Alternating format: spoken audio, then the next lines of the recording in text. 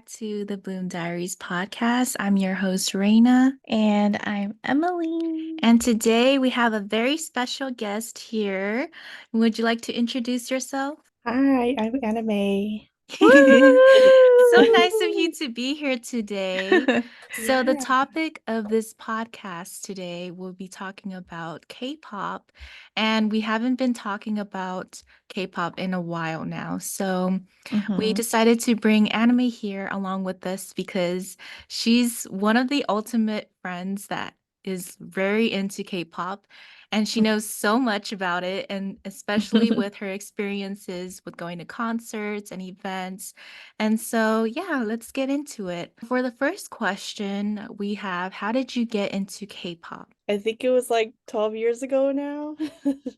It happened in sixth grade. My friend just sent me a random YouTube video of Shiny Ring Ding Dong. And I was like, okay, what's this? I watched it, and then that's when I fell into the rabbit hole. Yeah, that's a classic. That's Yeah. so funny because that was also my first video that got me into K-pop too. Besides Taeyang's wedding dress, that song was everywhere. Oh yeah. That I think I did hear that first, but I thought it was a Chinese song. Oh, I was like, really? what is this language? Why is he dancing? Oh my God, that's wild. Okay, so like who are your favorite groups right now, like at the moment? Right now, still ulting Shiny because they're my Mm-hmm. favorite, all-time favorite. Okay, okay. Going down the list, I guess it's 17, Monsta X, G Idol, and then there's NCT, Mm-hmm. ATEEZ. I like Cherry Bullet, and then two new ones is Tan or TAN, and then DKB. Mm-hmm. Have you seen TAN's Instagram? Yeah. Yeah, I saw. I was like, "Ooh, okay, ready for the comeback." Do you guys think they'll have like another tour? I hope I think so. so. Oh Yeah. yeah, if you guys didn't know, we went to TAN's first world tour, I think. We went all together. Mhm. So that was super fun. Anime got her tickets like literally like what, 2 or 3 hours before the Yeah. Yeah, concert like the day started. of, I was like, you know what? I'm gonna do it. That was Like so we funny because I think we only knew about them for like 2 weeks. Like me and Emily hmm knew about them for 2 weeks. And then we are like, okay, let's just go because it's close Yeah. by. And then I was sending my outfits to like a group chat and Anime was in there. And Anime's like, oh, this is so much fun. Like I want to do it too. So I persuaded her to get tickets yeah. and It just happened. I was like, oh my God, it looks so fun. I kind of want to go now.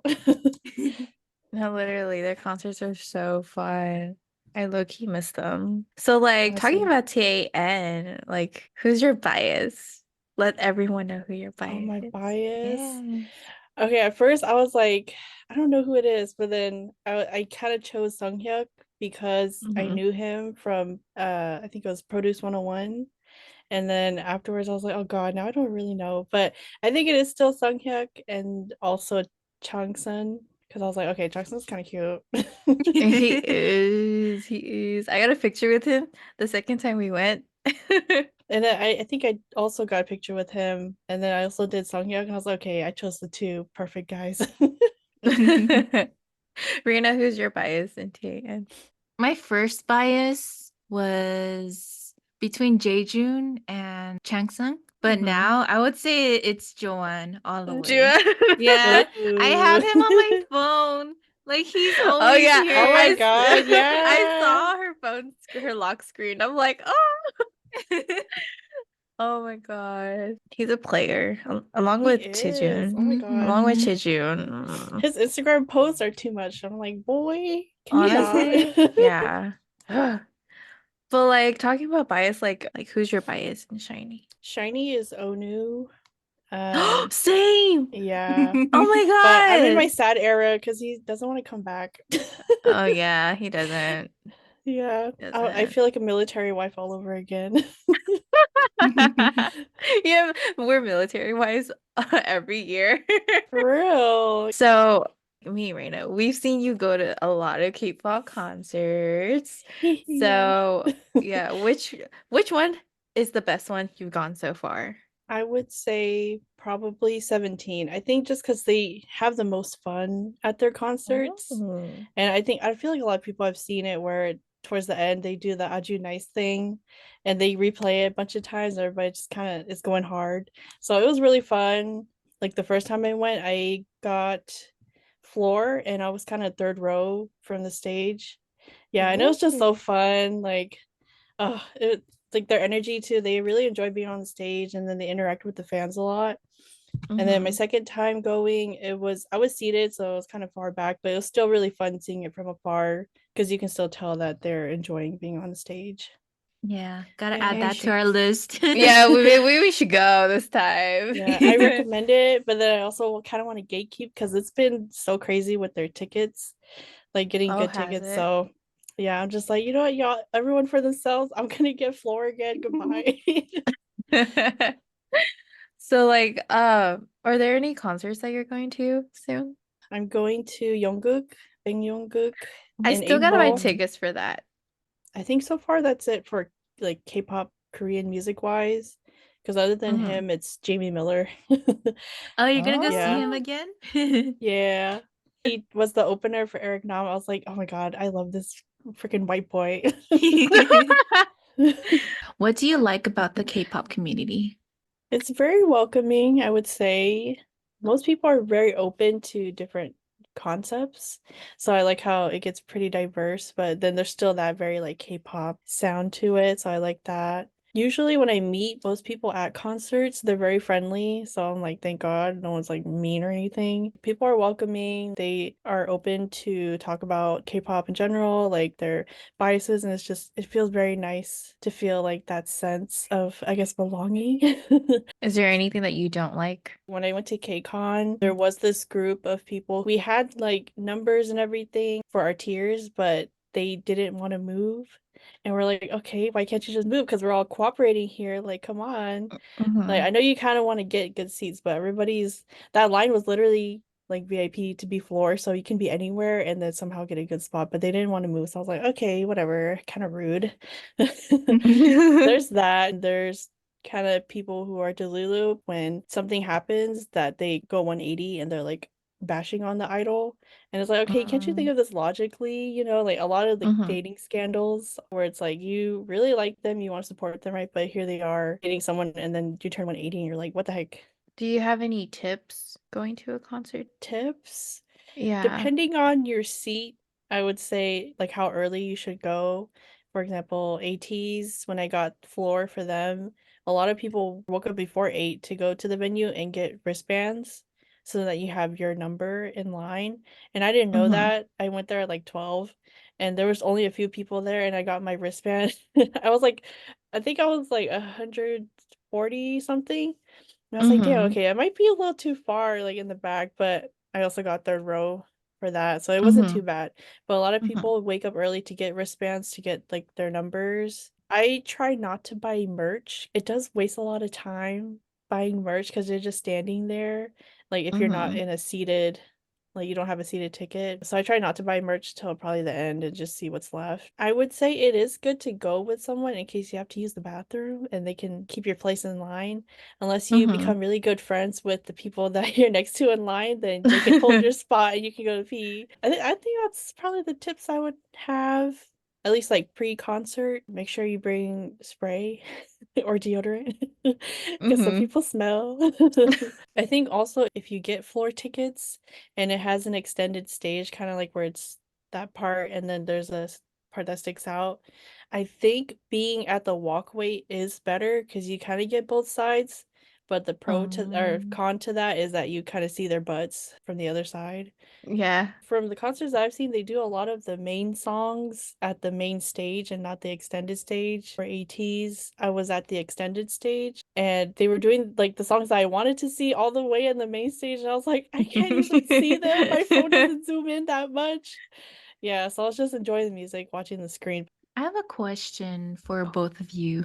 So, let's say you have a friend who knows a little bit about K-pop, but they haven't been exposed to it yet. How do you slowly introduce them to the K-pop world? There's so many things, I guess, that you can show them. I would say like maybe the mainstream stuff first, like BTS, because theirs is the most popular, and then you kind of work Mhm. your way into like the Nugu groups, because each group obviously has their own sound. I would like let them listen to like the K-pop musics that are really popular here too. So for example, Jungkook, his solo Yes. songs are really good here in America. So like I think I would introduce that to people who are not really into K-pop much. I think there's just so many like different generations of K-pop that we've seen, especially the music videos. Like They they, go all out. yeah, Yeah, that they amount of do. money and creativity. How do you make friends at K-pop concerts? I think it kind of just happens for Oh, me. Like really? I'm very introverted too. Like a conversation just ends up sparking and then we become friends. Oh, Like I don't know, okay. it kind of just happens for me, like thankfully. Like it's not too awkward, but sometimes I do get nervous to start a conversation. So it's whoever I'm near that I'm in line with, I start talking to them so it's not awkward. I end up asking for their socials because I'm like, yeah, let's stay connected. Mhm. Like, not trying to be Oh. creepy, but I want some more K-pop friends. I think you made a couple of friends at Tan's concert, right? I think they were talking first, or some kind of conversation was starting, and then I just included myself in it because I Mm-hmm. was like, Mm-hmm. yeah, yeah, Jeju this, Jeju that. Do you like to collect albums or photo cards? Yes, I do. I got you can't see it, but it's like right here and right here. I got two So, shelves now. two shelves? Oh, Well, wow. technically, I have like three. I have a lot of albums now. So, like, where do you buy them? Like, what website? Because since I've been in this for 12 years now, it's changed a lot. I because my first album I think was TVXQ, and I bought it at Hmong New Year. Oh wow. That TVX, K-pop booth at Hmong TV, New Year. TVXQ? Yeah, Really? yeah. I think it was when that one K-pop booth was there. So that's my first album, and then I was like, oh God, something's starting. So after that, I did more research. I think at the time we obviously didn't have like any K-pop stores here. Um, so I would buy online. K-Town for You was the one that Um, everyone knew, so I'd buy from there, but shipping was terrible.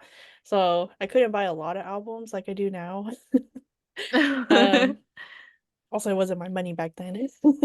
Um, so there was K-Town for You. I'd probably do like a lot of research on like other sites that sold albums. I believe when I got to college, that's when I discovered Choice Music and Music Plaza. So I'd buy from them, and shipping would be better because they're California, so it's mhm. like cheaper for me. I guess as K-pop stores started becoming a thing, whenever I went to LA, I would visit a K-pop store and get my albums there. Also, I did eBay a lot. eBay? Yeah, for Really? older albums, yeah. I did get some from Twitter over the years. It changed a lot, so I'm glad there's K-pop stores now. Hmm. But it's also dangerous for my paycheck. Yeah. Because you have three shelves. Yep. Crazy. So that is all we have. Is there anything that you would like to add? Well, I would say it's a fun world to be in. You It have a lot of is. fun. You have a lot of fun with other people and just have a lot of fun like consuming the content that they give you. The way it influences you is really interesting. Like my style, my makeup, I don't know, like the way I look at men in real life. In real life. The men in my life, I guess. Yeah, because like I don't know, relationship wise, I have a lot of high standards, but I think that's a good thing It's a because good don't thing settle for though. less. People are very welcoming. I also would say you're spending your money in a nice way. Yeah, they have a lot of cute merch, so. Yeah, you're getting your Mm, money's worth. Hmm. yeah, it's a lot of capitalism, but sometimes it's nice, depending on what they put out there. Hmm. All right, so that comes to the end of this podcast. Thank you, Anime, for joining us and talking Yay. about K-pop. And we'll see you guys in our next episode. Yay. Bye. Bye. Bye.